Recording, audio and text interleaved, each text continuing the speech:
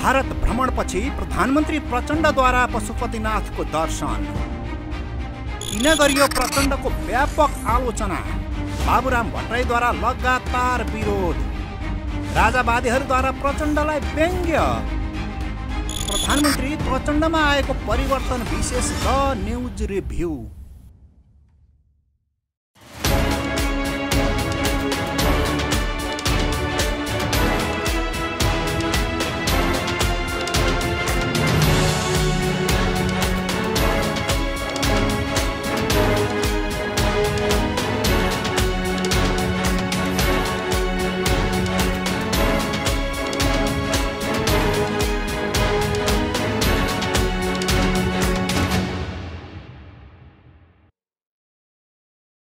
नमस्कार, खास न्यूजको बहुकोणीय चिरफार गर्ने कार्यक्रम द न्यूज रिभ्यूको आजको अङ्कमा स्वागत छ। म रिचा दाहाल।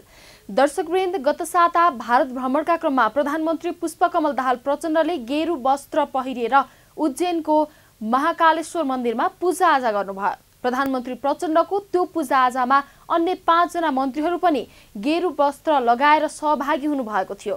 स्वदेश फर्किएको एक सातापछि जेठ 27 गते शनिबार प्रधानमन्त्री प्रचण्डले पशुपतिनाथ मन्दिरमा पुगेर पूजाआजा गर्नुभयो। भारतको महाकालेश्वर मन्दिरको पूजाआजामा संलग्न सबै मन्त्रीहरू प्रधानमन्त्री प्रचण्डको सँगै पशुपतिनाथ पुग्नु भएको थियो। हिन्दूहरूका लाखौं तीर्थस्थलहरू छन्, तर अरू तीर्थस्थलहरूको दर्शन गरेपछि पशुपतिनाथको दर्शन गर्नै पर्ने धार्मिक मान्यता रहिआएको छ। पशुपतिनाथको दर्शन नगर्दासम्म अरू तीर्थस्थलहरूको दर्शनबाट फल प्राप्त नहुने मान्यता हिन्दू धर्मावलम्बीहरूको छ। त्यसैले भारतको महाकालेश्वर मन्दिरको पूजाआजा गरी स्वदेश फर्कनु भएका प्रधानमन्त्री प्रचण्ड पशुपतिनाथको दर्शन गर्न जानु स्वाभाविक हो। तर यति बेला प्रधानमन्त्री प्रचण्डले गरेको महाकालेश्वर दर्शन र पशुपति दर्शनका विषयमा व्यापक टिक्का टिप्पणी भइरहेको छ। यस अघिका सबै प्रधानमन्त्रीहरूले विभिन्न मठ मन्दिरमा गई पूजाआजा गरेका छन्, विभिन्न धार्मिक क्रियाकलापहरू गरेका छन्, तर कुनै टिका टिप्पणी भएका छैनन्। तर प्रधानमन्त्री प्रचण्डको पूजाआजाका विषयमा धेरै नै टिका टिप्पणी हुने गरेका छन्। यो टिका टिप्पणी हुनुको मुख्य कारण हो प्रधानमन्त्री प्रचण्डका विगतका क्रियाकलापहरूका साथै प्रचण्डका विगतका अभिव्यक्तिहरू। दर्शकवृन्द, आजको द न्युज रिभ्यूमा प्रस्तुत छ प्रधानमन्त्री प्रचण्डको धार्मिक क्रियाकलापका सन्दर्भमा उत्पन्न चर्चा परिचर्चा बारे हाम्रा सहकर्मी बिन्दुकान्त घिमिरेले तयार गरेको टिप्पणी। भारत भ्रमणपछि प्रधानमन्त्री प्रचण्डद्वारा पशुपतिनाथको दर्शन। किन गरियो प्रचण्डको व्यापक आलोचना। बाबुराम भट्टराईद्वारा लगातार विरोध। राजावादीहरूद्वारा प्रचण्डलाई व्यङ्ग्य। प्रधानमन्त्री प्रचण्डमा आएको परिवर्तन विशेष द न्युज रिभ्यू। दर्शकवृन्द, प्रधानमन्त्री पुष्पकमल दाहाल प्रचण्डको पशुपति दर्शन संयोग हो कि आस्था परिवर्तन भन्ने जिज्ञासा यति बेला सर्वत्र उत्पन्न भएको छ। गत साता भारत भ्रमणबाट फर्कदै गर्दा त्रिभुवन अन्तर्राष्ट्रिय विमानस्थलमा पत्रकारहरूले सोधेका थिए, तपाईको महाकालेश्वर दर्शन धार्मिक हो कि पर्यटन? जवाफमा प्रधानमन्त्री प्रचण्डले भन्नुभएको थियो, मेरो महाकालेश्वर दर्शन धार्मिक नभएर भारत सरकारले भ्रमणका क्रममा जुराएको एउटा कार्यक्रम मात्रै हो। आफू जुन धार्मिक सम्प्रदायमा गयो त्यही सम्प्रदायको भेषभूषा लगाउने गरेका कारण महाकालेश्वर मन्दिरको दर्शन गर्दा पनि त्यहाँको भेषभूषा लगाएको बताउनु भएको थियो। तर भारतको महाकालेश्वर दर्शनमा सामेल मन्त्रीहरू सहित शनिबार पशुपतिनाथको दर्शन गरेपछि भने प्रचण्डको भनाई गराई तथा व्यवहारमा एक रूपता नभएको प्रश्न देखिएको छ। शनिबार साँझ मन्त्रीहरू सहित गएर पशुपतिनाथ मन्दिरमा पूजा गरेपछि प्रधानमन्त्री प्रचण्डको विषयमा टिक्का टिप्पणी भएका हुन्। प्रधानमन्त्री सहित मन्त्रीहरूले गेरू वस्त्र धारण गरेर महाकालेश्वर मन्दिरमा पूजा गरेको तस्बिर सामाजिक सञ्जालमा भाइरल भएको थियो। गेरू वस्त्र धारण गरेर महाकालेश्वरमा पूजा गरेपछि डाक्टर बाबुराम भट्टराई लगायतले प्रधानमन्त्री प्रचण्डको चर्को विरोध गर्नुभएको थियो। यता राजावादी पार्टी राप्रपाका सांसदहरूले पशुपतिनाथको दर्शन कहिले गर्नुहुन्छ भन्दै संसदमा प्रश्न समेत गर्नुभएको थियो। तर प्रधानमन्त्री प्रचण्डले आफू धर्मनिरपेक्षतावादी भएको बताउन छाड्नु भएको छैन। शनिबार पनि आफ्नो पशुपति दर्शन पर्यटकीय भएको दाबी गर्न प्रधानमन्त्री पुष्पकमलले छाड्नु भएन। पशुपतिनाथको दर्शनपछि प्रधानमन्त्री प्रचण्डले विश्व सम्पदाका रूपमा रहेको पशुपति क्षेत्रलाई अझै व्यवस्थित गरी धार्मिक पर्यटनमा ठूलो टेवा मिल्ने बताउनु भयो। दर्शकवृन्द, द न्युज रिभ्यूको अबको श्रृङ्खलामा प्रस्तुत छ नेपालको धार्मिक पर्यटनमा पशुपतिनाथको महत्त्वका सन्दर्भमा छोटो चर्चा। विश्वमा हिन्दू धर्मावलम्बीहरूको जनसङ्ख्या 1.5 अर्बभन्दा माथि छ। सम्पूर्ण हिन्दू धर्मावलम्बीहरूको मुख्य आस्थाको केन्द्र हो पशुपतिनाथको मन्दिर। एक वर्षमा झन्डै आधा करोड भक्तजनहरूले पशुपतिनाथको दर्शन गर्छन्। खाली हात कोही जाँदैनन्। सबैले दान दक्षिणाका रूपमा नगद चढाउँछन्, कसैले सुन चाँदी पनि चढाउँछन्। भक्तजनहरूले पशुपतिनाथको मन्दिरमा दान दक्षिणा तथा भेटीका रूपमा चढाउने आम्दानीले एउटा हिन्दू विश्वविद्यालय मजाले चलाउन सकिने कुरा आजभन्दा 50 वर्ष अघि नै सिद्धपुरुष योगी नरहरि नाथले बताउनु भएको थियो। त्यति मात्र होइन, राजधानी काठमाडौँ उपत्यकामा अत्यन्त महँगा 100 रोपनी जग्गाहरू पशुपतिनाथको गुठी अन्तर्गत छन्। मासिक करोडौँ आम्दानी हुने भवनहरू भाडामा लगाउने गरिएको छ। तराईमा पनि हजारौँ बिघा जग्गा छ पशुपतिनाथ मन्दिरको। यता दाह संस्कार गर्दा समेत शुल्क लिने गरिएको छ। सरसर्ती हेर्ने हो भने पशुपतिनाथको आम्दानीले देशकै आर्थिक उन्नतिमा योगदान गर्ने अनुमान गर्न सकिन्छ। तर पशुपतिनाथको आम्दानी अहिलेसम्म पारदर्शी हुने गरेको छैन। पशुपतिनाथको वार्षिक आम्दानी भन्दै केही करोड रुपियाँ देखाउने गरिएको छ। यति बेला पर्यटन मन्त्रीको जिम्मेवारीमा रहनुभएका सुदन किराती पशुपतिनाथको आम्दानी संरक्षण गरी सो आम्दानीबाट हिन्दू विश्वविद्यालय सञ्चालन गर्ने अभियानमा हुनुहुन्छ। तर मन्त्री किरातीको यो अभियानमा भाँजो हाल्न माफियाहरू निकै सक्रिय देखिएका छन्। तर नेपालका अन्य क्षेत्रका ससाना तथा थोरै भक्तजनहरू जाने मन्दिरहरूले आफ्नो आम्दानीबाट धेरै नै उदाहरणीय काम गरेका कारण पशुपतिनाथको मन्दिरको आम्दानी लुट्नेहरूमाथि नै निकै ठुलो दबाब परेको छ। किनकि म्याग्दीको गलेश्वर मन्दिरको भन्दा पशुपतिनाथको आम्दानी किन थोरै भयो? पोखराको भिन्दवासिनी, खोटाङको हलेसी, ताप्लेजुङको पाथिभरा मन्दिरको आम्दानी भन्दा पशुपतिनाथको आम्दानी किन थोरै हुने गर्छ भन्ने प्रश्न भ्रष्टाचारीका सामु तरबार जस्तै खडा हुन थालेका छन्। विभागीय मन्त्री किरातीमाथि पनि यो प्रश्नले निकै ठुलो दबाब दिएको छ। भारत भ्रमणपछि प्रधानमन्त्री प्रचण्डद्वारा पशुपतिनाथको दर्शन। किन गरियो प्रचण्डको व्यापक आलोचना? बाबुराम भट्टराईद्वारा लगातार विरोध। राजावादीहरूद्वारा प्रचण्डलाई व्यङ्ग्य। प्रधानमन्त्री प्रचण्डमा आएको परिवर्तन विशेष द न्युज रिभ्यू। दर्शकवृन्द, भारतका प्रधानमन्त्री नरेन्द्र मोदी कट्टर हिन्दूवादी हुनुहुन्छ। मोदीकै विशेष आग्रहमा प्रधानमन्त्री प्रचण्डले भारत भ्रमणका क्रममा महाकालेश्वरको दर्शन गर्नुभएको हो। प्रधानमन्त्री प्रचण्डको महाकालेश्वर दर्शन व्यक्तिगत मात्रै नभएर समस्त नेपाली हिन्दूवादीहरूद्वारा गरिएको दर्शन हो। तर प्रधानमन्त्री प्रचण्डको महाकालेश्वर दर्शनलाई लिएर सबैभन्दा पहिले भारतकै गुप्तचर संस्था रसँग जोडिएका प्रभावशाली व्यक्ति प्राध्यापक एसटी मुनिले कटाक्ष गर्नुभयो। प्राध्यापक एसटी मुनिले विभिन्न मिडियाहरूलाई अन्तर्वार्ता दिँदै भन्नुभयो, नेपालका प्रधानमन्त्री प्रचण्डले आफ्नो श्रीमतीको स्वास्थ्य लाभका लागि महाकालेश्वर मन्दिरको दर्शन गर्नुभएको हो।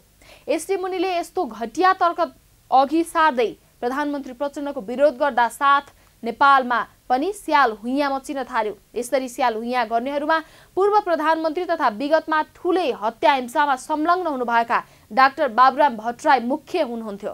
डाक्टर भट्टराईले आफू प्राध्यापक एसटी मुनिको सच्चा चेला भएको बताउँदै आउनु भएको छ। माओवादीको ब्यानरमा नेपालमा गरिएको विगतको हत्या हिंसामा एसटी मुनिको ठूलो सहयोग रहँदै आएको थियो। जुन बेलासम्म डाक्टर बाबुराम भट्टराई माओवादीमा हुनुहुन्थ्यो त्यो बेलासम्म पनि माओवादीले पुनः हत्या हिंसामा संलग्न हुने चेतावनी दिइरहेको हुन्थ्यो। विगत 8 वर्षदेखि डाक्टर बाबुराम भट्टराईलाई माओवादीमा हुनुहुन्न। त्यो बेलादेखि नै माओवादी तथा यो पार्टीका अध्यक्ष प्रचण्डमा आमूल परिवर्तन आइरहेको देखिन्छ। प्रधानमन्त्री प्रचण्डको नेतृत्वमा शनिबार पशुपतिनाथमा भएको पूजाआजालाई लिएर पनि पूर्व प्रधानमन्त्री डाक्टर भट्टराईले आपत्ति जनाउनु भएको छ।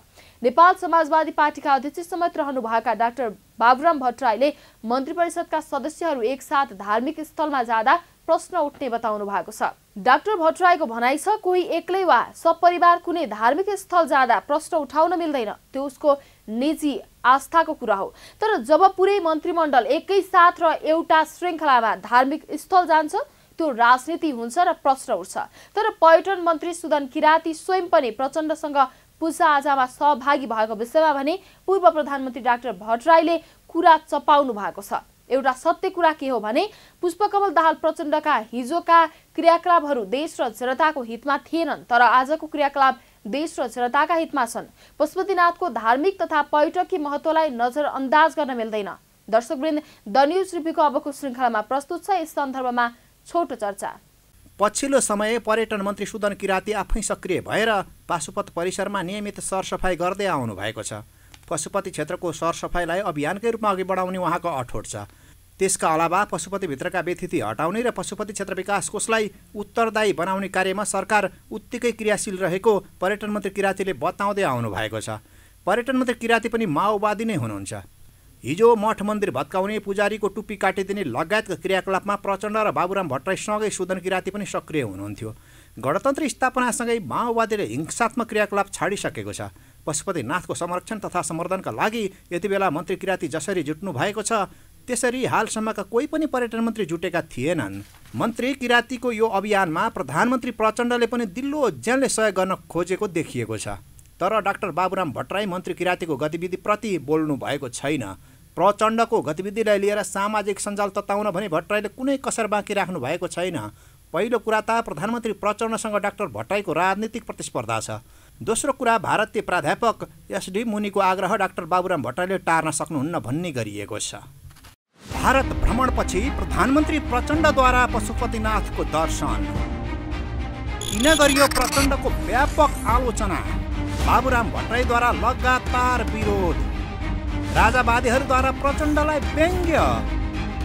प्रधानमन्त्री प्रचण्डमा आएको परिवर्तन विशेष द न्युज रिभ्यू। दर्शकवृन्द, पशुपतिनाथ मन्दिरमा हुने गरेको सयौं वर्षदेखिको भ्रष्टाचार तथा अनियमितता रोक्न यति बेला पर्यटन मन्त्री सुदन किराती निकै सक्रिय हुनुहुन्छ। मन्त्री किरातीले पशुपति क्षेत्र विकास कोषको 504 रोपनी जग्गा हाल साबिक गराइसक्नु भएको छ। हराइरहेको 31 रोपनी जग्गा खोजी तथा छानबिनका लागि पनि मन्त्री किरातीले समिति बनाउनु भएको छ। तर मन्त्री किरातीको यो जागरुकता सँगै भूमाफिया तथा भ्रष्टाचारीहरू सङ्गठित हुन थालेका छन्।